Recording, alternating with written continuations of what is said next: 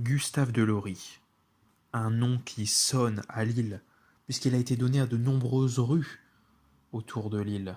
Mais derrière ce nom se cache un homme à l'ascension sociale exceptionnelle. Né en 1857 dans un quartier ouvrier de Lille, Saint-Sauveur, il est issu d'une famille ouvrière avec un père et une mère journaliers. Rien ne prédestinait donc Gustave Delory à devenir maire de Lille et député du Nord.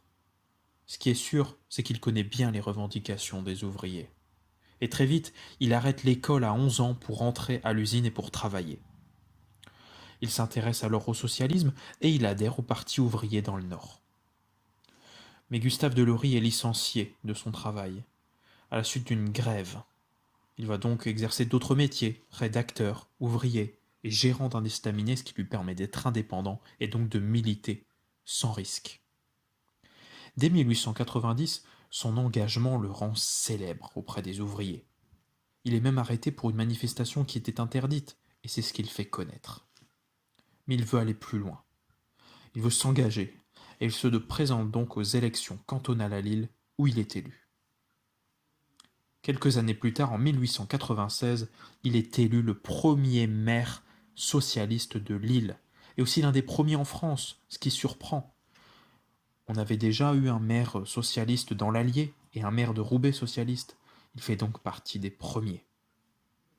Gustave Delory met donc fin à la politique de prestige et instaure une politique sociale à destination des plus démunis, des milieux ouvriers.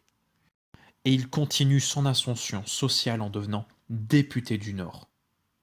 Un poste à laquelle il est réélu à plusieurs reprises en 1906, en 1910, en 1914, même si pendant qu'il est député, il perd la mairie de Lille en 1904.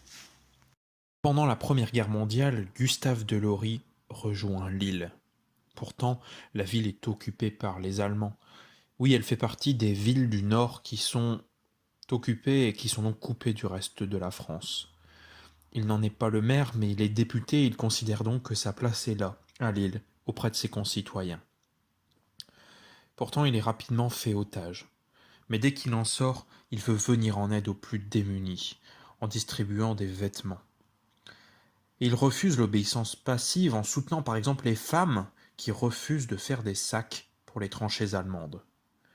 Son patriotisme provoque son internement à plusieurs reprises à la citadelle de Lille et même une déportation en Allemagne. Il en revient très affaibli. Mais après la guerre, il devient un symbole des souffrances de la population lilloise pendant la guerre. Son comportement exemplaire pendant le conflit a renforcé son prestige et il remporte les élections et redevient maire de Lille en 1919.